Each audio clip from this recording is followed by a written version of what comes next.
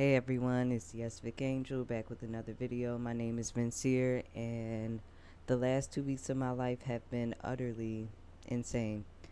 I'm doing a life update. The first thing I want to start off with is so I come on here with my hair looking any type of way pretty often because I'm a person. I don't know if it's because of my neurodivergence or because I feel like I do know how to take care of my hair.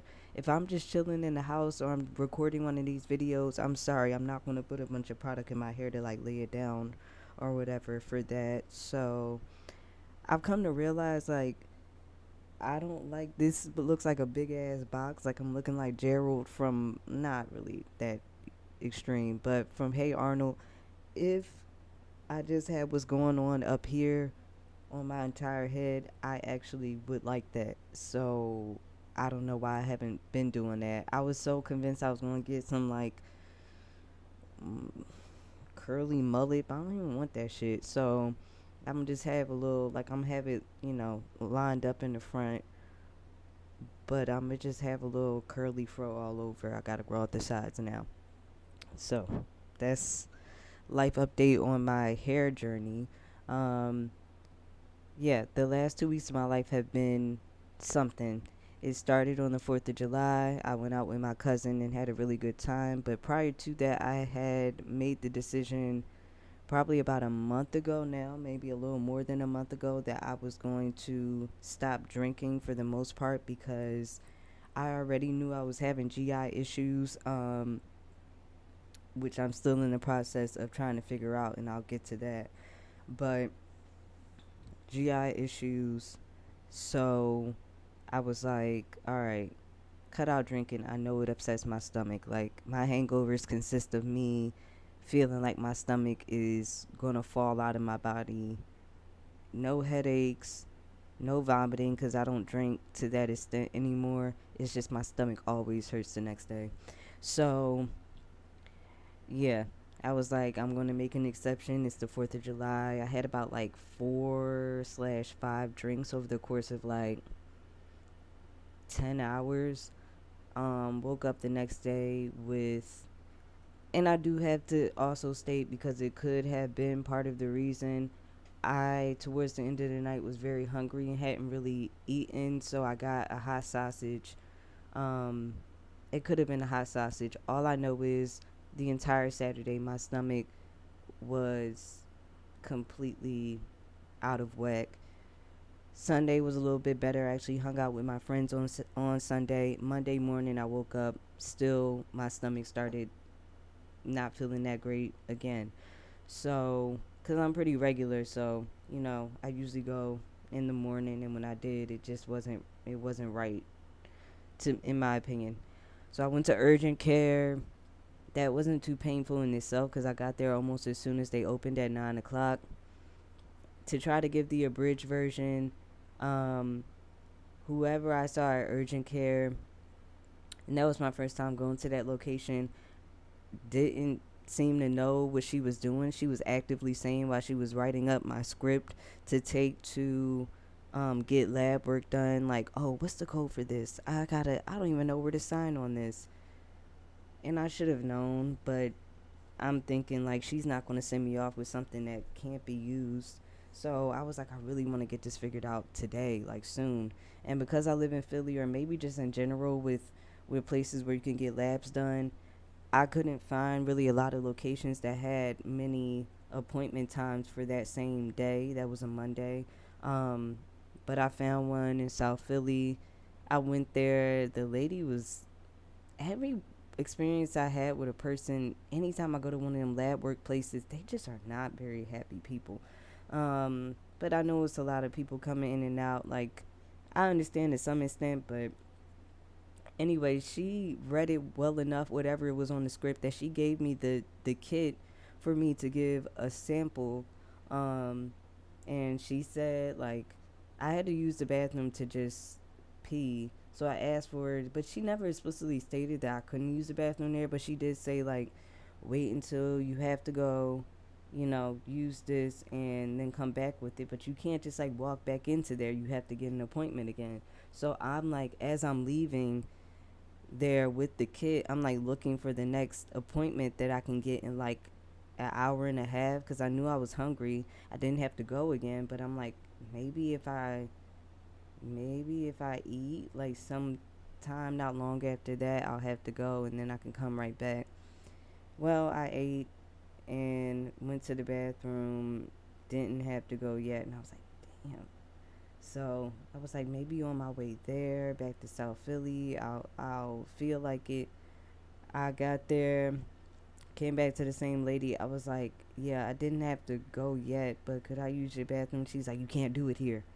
You can't do it here. That's why I said you had to come back with it. I'm like, okay. So I left with the kit and then went on my phone again and saw if I could find another location with the appointment um, that same Monday. And I was like, okay, by the time I get to wherever it is, maybe I'll have to go then. I went to a few locations. Basically, I got to that location. I managed to, it wasn't much, but I managed to get some for this sample. And then the lady, I got water on the script, and she was like, she grabbed the script and it was like, I was like, oh, it's water on it. And she was like, you sure that's water? I'm like, well, first of all, you're grabbing it without any gloves anyway. I feel like you should have gloves on. I'm thinking that. So I'm like, girl, don't get upset with me. But actually, I think maybe because I had lunch and some of what I had might have spilled on it too, like a dot of it. So it didn't look like just a water stain. But I'm still like, you should have been wearing gloves, girl. Anyway, the urgent care person did fill it out wrong, didn't sign it in the correct space.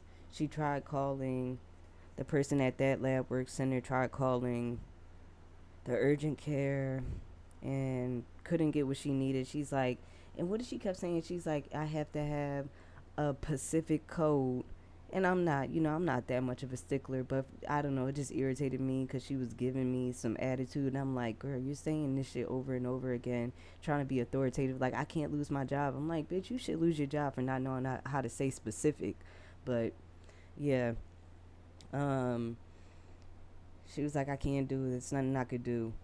At this point, it's probably 3 something, maybe 4. I have been doing this since 9 a.m. So I asked to go to the bathroom because I did have to pee again, but I went to cry. I cried for like, you know, for like less than a minute. And then I was just like, all right. I was all the way up in North Philly. I had to go all the way back to Upper Darby. So if you know Philly, you'll know that that's far. I went back to the urgent care. Just like 4 something. I just wanted to get all this shit done. Like, I'm like, yo, this has been going on with my stomach for so long. I have to know. Like, I have to get the ball rolling with this. Somebody else takes the paper. She's like, I'm sorry you had to go through all this because I'm looking visibly drained. And the receptionist was nice at the urgent care. Um, Somebody else filled a script for me and gave me another kit for like a different lab center because it was Quest Diagnostics at first, and then they gave me for LabCorp.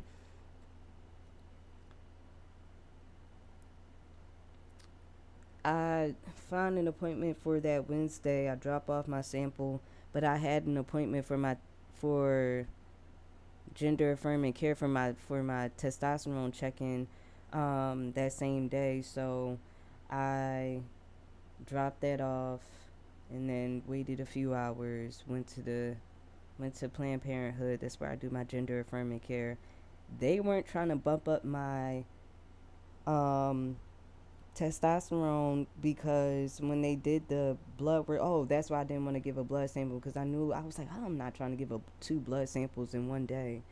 So yeah, they took it. I got my results back. It was like 700 something. When you get near 1,000, that means that you're like teetering on having too much testosterone. And they tried to say like, oh, we can't bump up your thing, even though the dose that I was at was literally like a starting dose, and I've been on testosterone for 7 months. Like, usually people are bumped up by now, but I advocated for myself and it's moved up. Anyway, the person also so nice. The person who talked to me at LabCorp when I dropped off my sample that Wednesday, um, asked for my address and my phone number. So I was like, maybe something's just taking a while to come through the mail. But I'm like, let me just set up an online account. Maybe I'll be able to see it. Well, I did that last night. I went into my LabCorp account with I made it with my, information, and it says my script or my sample could not be fulfilled because there was no doctor, no, even though she asked me which one, and I fibbed a little bit because I'm like, does it fucking matter? It's urgent care, y'all. This isn't my primary. But anyway, they said they couldn't basically process the sample because there was no doctor on the script. So they wrote it wrong a second time. It's Saturday. I'm going there on Monday. I'm just have I'm gonna emphasize, like, this is my second time. When I get this filled out, y'all have to fill it out right. The only reason I'm not completely, I'm like whatever to it. I also set up another appointment for LabCorp is because they didn't take my blood work that time. So I'm like, I could drop it off. I can get my blood work done, and then maybe they'll figure something out. We're 11 minutes in, and that's not even the beginning. I also have to move.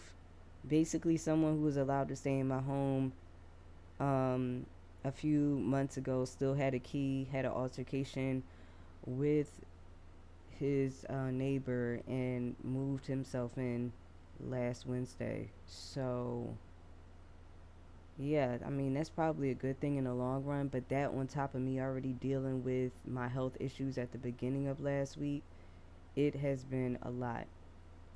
It has been a lot to the point where I finally asked for financial help from like my community, my friends and everything, and I like never. I'm very prideful. I'm very much a Leo.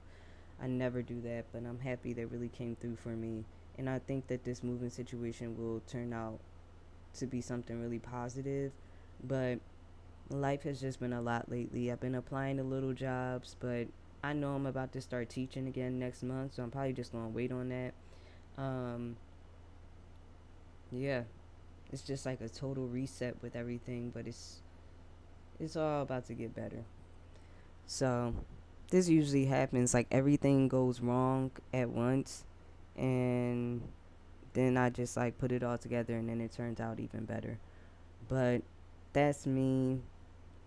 I'm happy that I'm putting, I'm putting everything in motion for things to get better for myself. But it's been quite a few weeks. Trying to keep up with vlogging often. I won't say daily anymore, but often.